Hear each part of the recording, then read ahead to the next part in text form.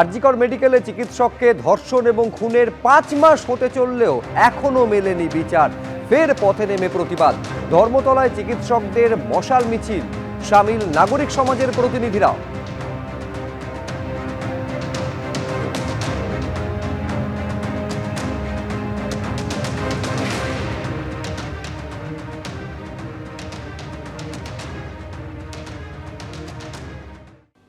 একদিকে জাল পাসপোর্ট, অন্যদিকে জাল ওষুধ, চারিদিকে জালিয়াতির জাল। এবার কলকাতায় জাল জীবনদায়ী ওষুধের বিরাট র্যাকেটের পর্দাফাঁস হলো। ফলে স্বাভাবিকভাবে প্রশ্ন উঠছে, আমি, আপনি, আপনারা যে ওষুধ খাচ্ছি আমরা, সেই ওষুধ আবার জাল নয় তো?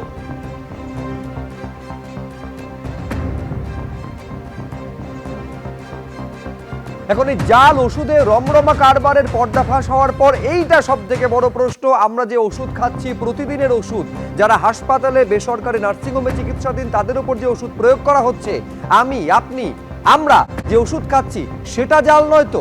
ডিস্ট্রিবিউটরের জাল কারবারের হদিশ পাওয়া গিয়েছে। ফলে জীবনদায়ী ওষুধ সেটা জাল নয় তো? এই বড় এবং গুরুত্বপূর্ণ প্রশ্নগুলো সামনে আসছে। জীবনদায়ী ওষুধের জাল কারবারের পর্দাফাঁস হয়েছে। 2 থেকে 3 লক্ষ টাকার জাল ইনজেকশনেরও হদিশ পাওয়া গিয়েছে। ফলে এই জাল ইনজেকশন কোনো রোগীর শরীরে ব্যবহার করা হয়নি তো? এইটা সব থেকে বড় এবং সব থেকে উদ্বেগের জায়গা তৈরি হয়েছে। ভবানীপুরে বাড়ি ভাড়া নিয়ে জাল ওষুধে রমরমা কারবারের পর্দাফাঁস হয়েছে আজ। সেন্ট্রাল ড্রাগ কন্ট্রোলের তরফে অভিযান চালানো হয় এবং এই অভিযানে 6.5 কোটি টাকার জাল ওষুধের হদিশ মিলেছে।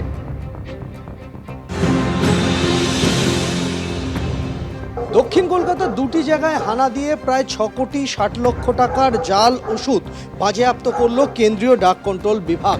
দক্ষিণ কলকাতার ভবানীপুরের একটি গোডাউন এবং তার পাশাপাশি সংশ্লিষ্ট গোডাউনের যিনি কর্ণধার, তার বাড়ি দক্ষিণ কলকাতার লেক প্লেস এলাকাতে, এই 2 জায়গায় হানা দেয় কেন্দ্রীয় এই ড্রাগ কন্ট্রোল বিভাগের আধিকারিকরা।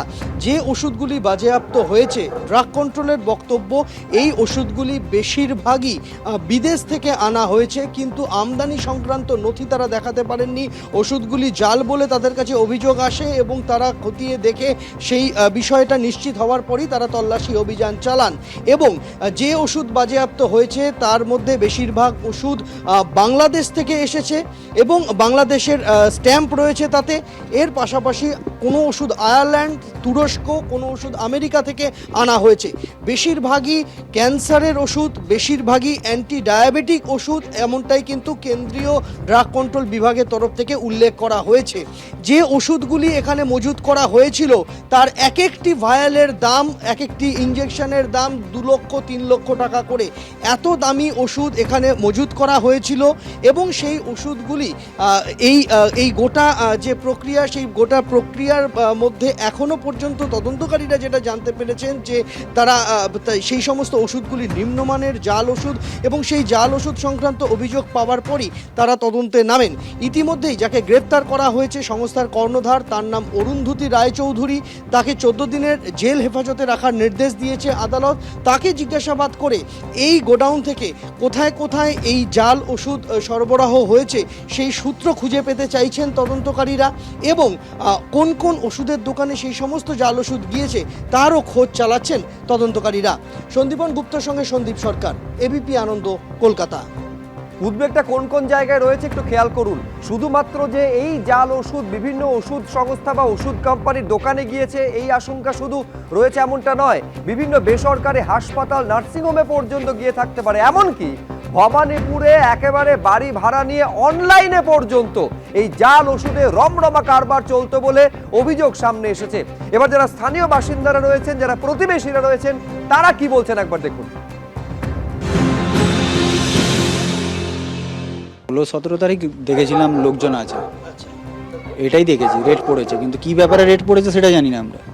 পরে শুনলাম যে এরকম মেডিসিনের ব্যাপার নিয়ে রেট ফেট পড়েছে, ডুপ্লিকেট মেডিসিন বগেরা পাওয়া গেছে, এটাই শুনেছি। আজকে শুনলাম নাকি কালকে অ্যারেস্ট করে নিয়ে গেছে, কাকে নিয়ে গেছে সেটা জানি না। রেগুলার কিছুদিন যাবৎ আপনারা দেখলাম যে কিছু ছেলেরা বাইকে আসতো, বলতো যে মেডিসিন গোডাউন, তো আমরা নিজেরাই জানতাম না। পরে আমাদের নাম্বার বললে আমরা বলতাম এই করে।